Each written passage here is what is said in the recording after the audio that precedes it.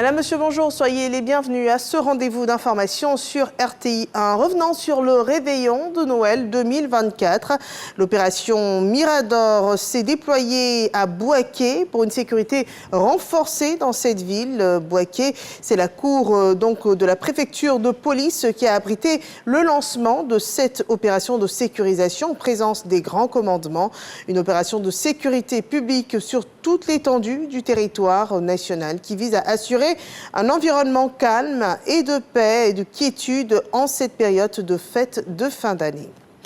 L'autre information, c'est une formation donnée au réseau africain des femmes de la pêche. Une formation sur des techniques japonaises enseignées sur l'autonomisation pour ces femmes dans ce domaine de la pêche. Elles ont reçu des techniques de préparation de surimi traditionnel. L'objectif de cet atelier est de booster leur autonomisation, donc l'autonomisation de ces femmes qui exercent dans le domaine de la pêche. Des précisions vous seront apportées sur ce sujet dans nos prochaines éditions. L'actualité sur l'emploi des jeunes, une plateforme de services implique des collectivités locales. Il s'agit de la plateforme de services PFS qui est initiée récemment dans la commune de Cocody. C'est un cadre d'échange avec des collectivités territoriales qui reçoivent des informations sur ce dispositif et qui devront redynamiser le cadre de collaboration avec les élus pour renforcer davantage l'emploi des jeunes en Côte d'Ivoire. Le développement de Jean-Marc Djedji. Le partenariat entre les services opérationnels d'insertion des jeunes et les collectivités locales est à l'ordre du jour des réflexions initiées par la plateforme des services PFS.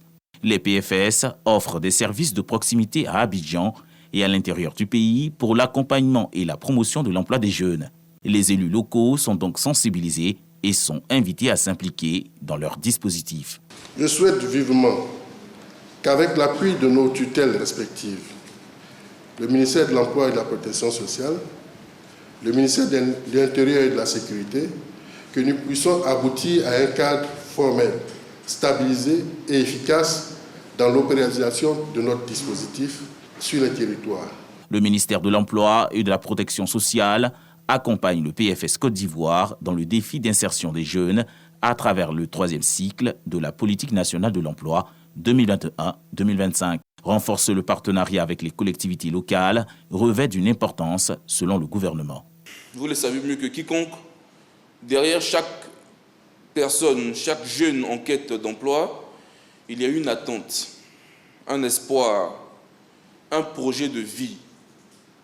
En collaborant avec la PFS Côte d'Ivoire, en intégrant ces actions dans vos stratégies locales, vous offrez des opportunités concrètes et des perspectives d'avenir.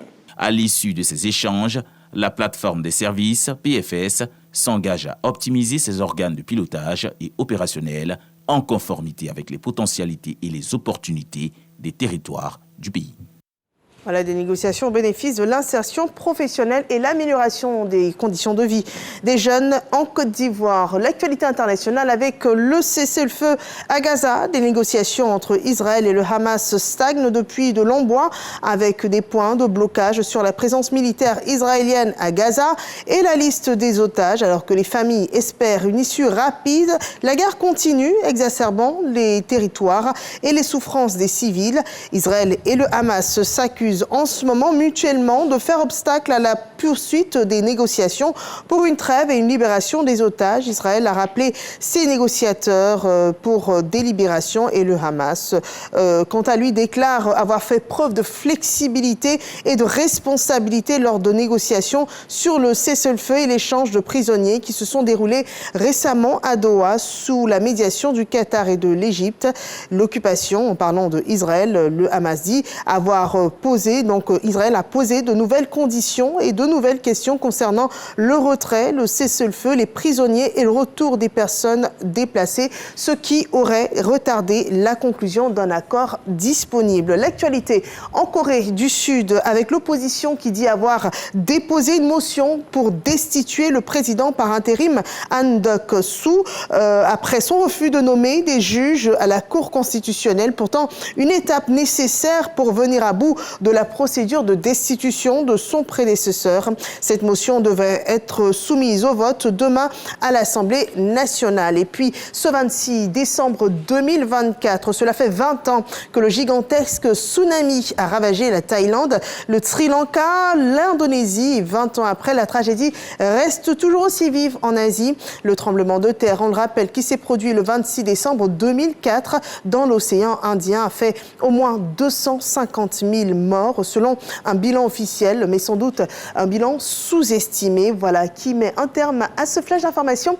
Merci de nous avoir suivis et rendez-vous à 13h pour le journal.